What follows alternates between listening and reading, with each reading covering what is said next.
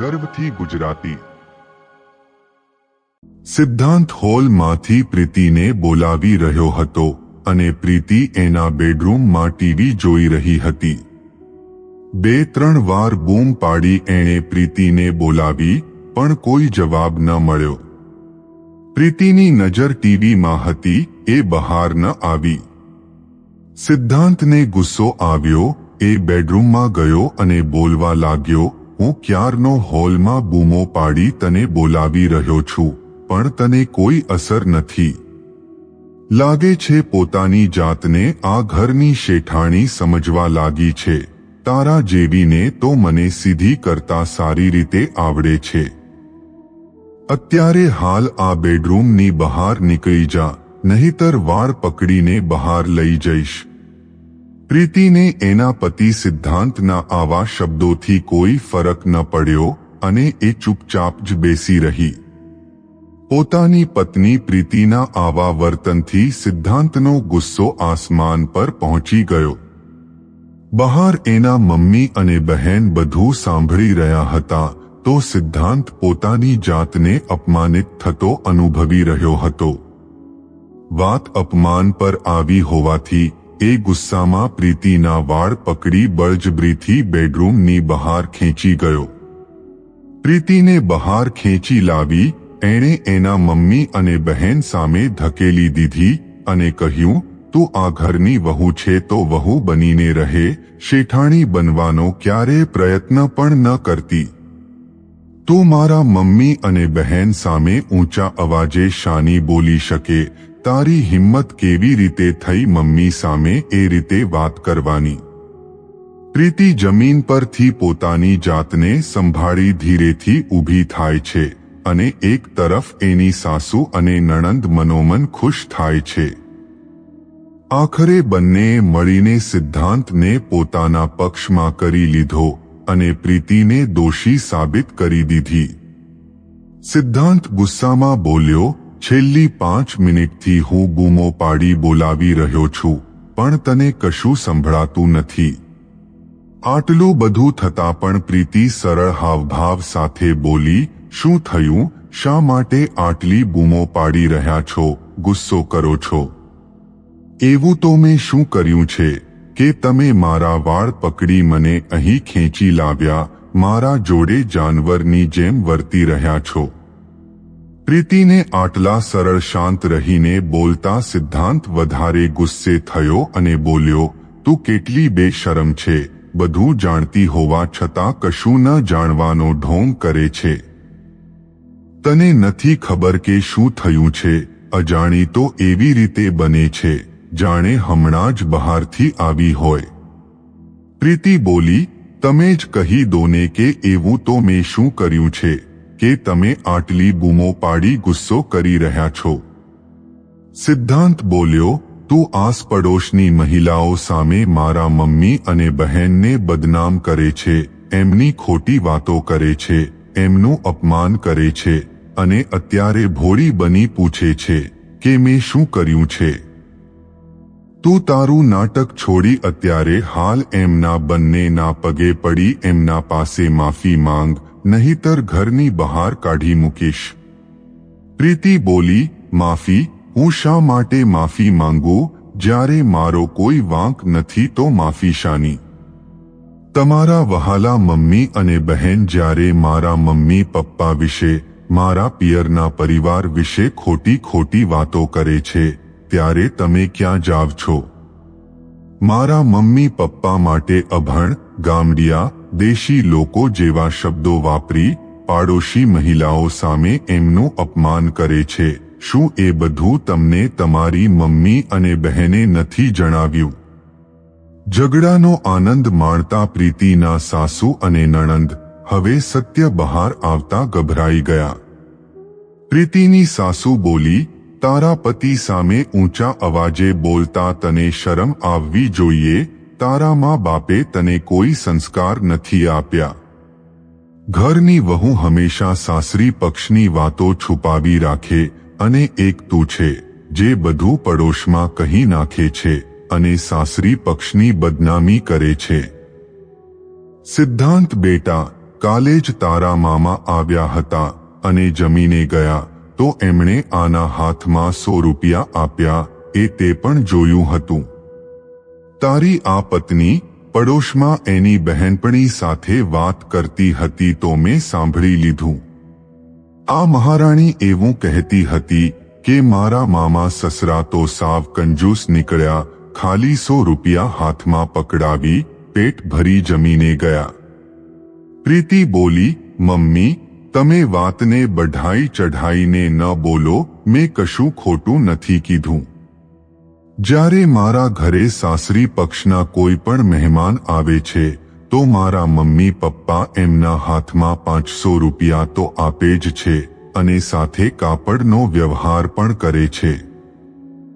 જ્યારે તમારા ભાઈ એટલે મામાજી મને ખાલી 100 રૂપિયા આપી ગયા. બીજી વાત કે હું એવું કશું નથી બોલી કે મામા પેટ ભરી જમીને ગયા. ખોટું બોલીને તમે તમારા દીકરાને મારા સામે ભડકાવવાની કોશિશ ન કરો. પ્રીતિની નણંદ પણ ચાલુ વાતે બોલી પડી, તારા મા બાપ વિશે અમે એવું તો શું ખોટું કહી દીધું છે કે તું ઘરમાં આટલો કંકાસ કરે છે? તારા મમ્મી પપ્પાને તો જમાઈની ઇજ્જત કરતા પણ નથી આવડતું. આખરે ગામડે રહે છે તો ગામડા જેવું જ વર્તન કરશે ને. અત્યારે પોતાના પિયર વિશે સત્ય સાંભળી ખોટું લાગે છે.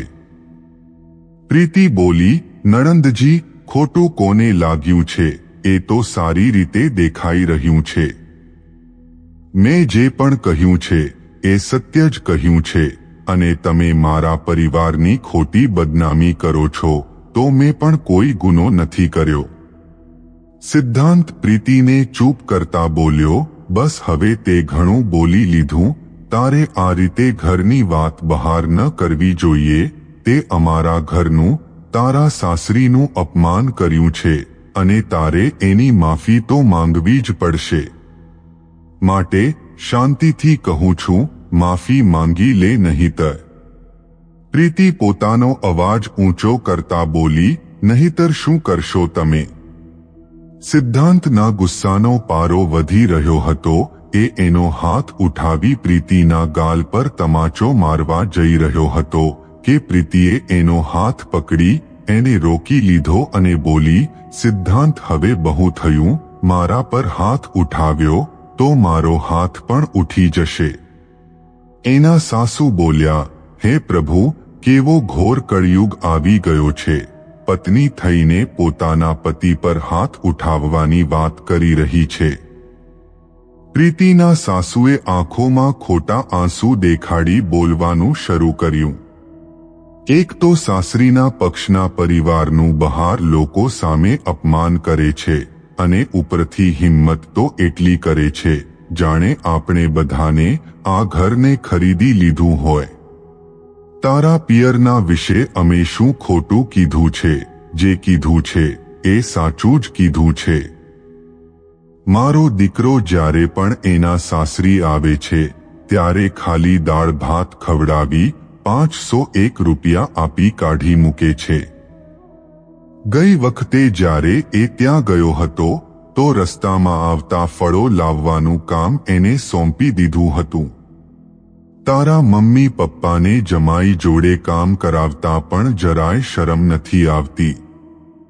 મારો દીકરો ફળો લઈને ગયો તો એ એના પૈસા પણ ન આપ્યા.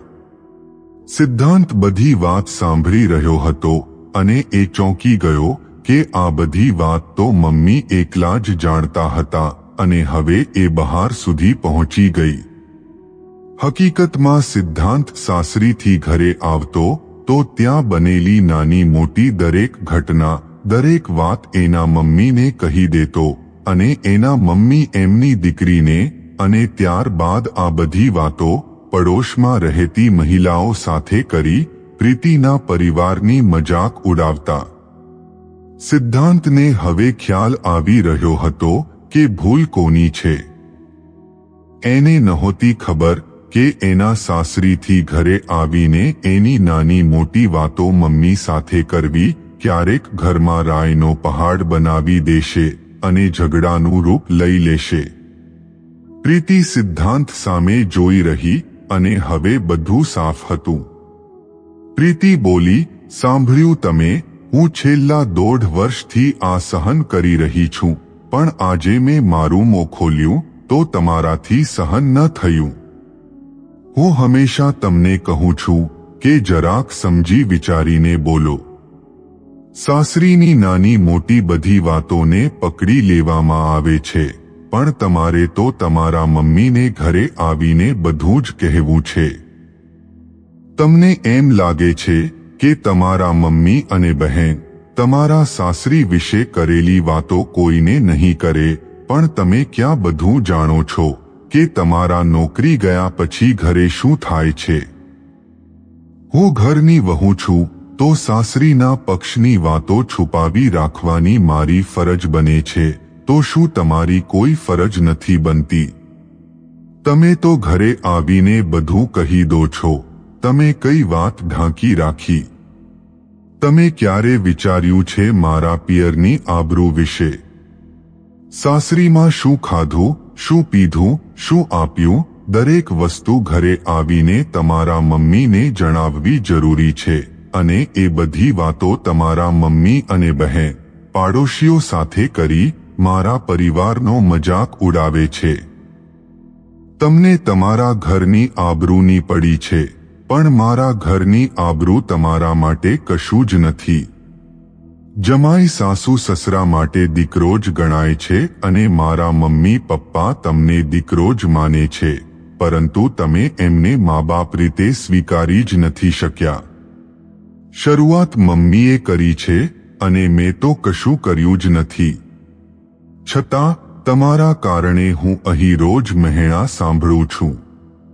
મને તો મહેણા મારે છે, સાથે પાડોશીઓ સાથે મારા ઘરની વાતો કરી મશ્કરી કરી મજાક પણ ઉડાવે છે. તમને મમ્મીએ રસ્તામાંથી ફળો લાવવા એટલા માટે કહ્યું હતું કે એમની તબિયત ખરાબ હતી, તો ડોક્ટરે એમને ફળો ખાવાનું કીધું હતું, અને તમે એટલી નાની વાત પણ અહીં આવી મમ્મીને કહી દીધી. તમે મારા પતિ છો તો મારા મમ્મી પપ્પા માટે દીકરા સમાન છો, તો શું તમે મમ્મી પપ્પા માટે એટલું ન કરી શકો? મેં તો મારા મનની વાત મારી બહેનપણી સિવાય કોઈને નથી કરી, પણ મમ્મી તો બધે મારા પરિવારના વિશે ખોટી વાતો કરે છે. એ તો તમને ક્યારેય નથી દેખાયું. તમે એકવાર મારા મમ્મી માટે ફળો લાવ્યા એ દેખાય છે, પણ આખો દિવસ હું ઘરમાં નોકરાણીની જેમ આખા ઘરનું કામ કરું છું, એ નથી દેખાતું. મારા મમ્મીએ તો તમને ફળોના પૈસા આપવાનું કહ્યું હતું, પણ તમે સારા દેખાવા માટે નહોતા લીધા, અને એમાંય મારા મમ્મી પપ્પાનો દોષ કાઢો છો. મારી એકમાત્ર બહેનપણી સાથે વાત કરવાથી આ ઘરનું તમારું અપમાન થાય, તો મારા ઘરની તો નાની નાની વાતો બહાર કરવામાં આવે છે, એનો મજાક બનાવવામાં આવે છે. તમારા ઘર કરતાં મારા મમ્મી પપ્પાનું અને મારું આ ઘરમાં રોજ અપમાન થાય છે. મમ્મી એમના ભાઈની એક નાની વાત સહન નથી કરી શકતા, તો હું શા માટે કરું? મારો કોઈ વાંક ન હોવા છતાં તમે મારા વાળ પકડી અહીં ખેંચીને લઈ આવ્યા, પણ ક્યારે મને પૂછ્યું કે રોજ મારા પર શું વીતે છે? આજ જે થયું એ પરથી હું નક્કી કરું છું કે સન્માન આપશો તો સન્માન મળશે, નહીતર હું પણ કશું સહન નહીં કરું. આટલું બોલી પ્રીતિ એના રૂમમાં ચાલી ગઈ. સિદ્ધાંત એના મમ્મી અને બહેન સામે જોઈ રહ્યો. એના મમ્મી બોલ્યા, જોયું બેટા, કેવા શબ્દો બોલી ગઈ. એના મા બાપે એને આ સંસ્કાર આપ્યા છે. એના મમ્મીને રોકતા સિદ્ધાંત બોલ્યો, માં, લગ્નના 1.5 વર્ષે આજે પ્રીતિ બોલી છે, તો એનું કારણ એ છે કે આપણે એને બોલવા માટે મજબૂર કરી છે. માં, બધી વાતો બધા સામે ના કરાય. હું મારા સાસરીથી આવી બધું કહેતો હતો, એનો એ મતલબ નથી કે તમે બધું બહાર પાડોશીઓને કહી દો અને એનો મજાક બનાવો. સિદ્ધાંત આટલું બોલી એના બેડરૂમમાં ચાલ્યો ગયો. મિત્રો, સાસુ અને નણંદના કારણે પ્રીતિ બોલવા માટે મજબૂર બની અને એનો જરાય દોષ નહોતો. આખરે એ પણ ક્યાં સુધી સહન કરી શકતી? પ્રીતિના સાસુએ એટલું સમજવું જોઈએ કે એમની દીકરીના લગ્ન બાદ એના સાથે પણ એવું થાય તો શું એમને ગમશે?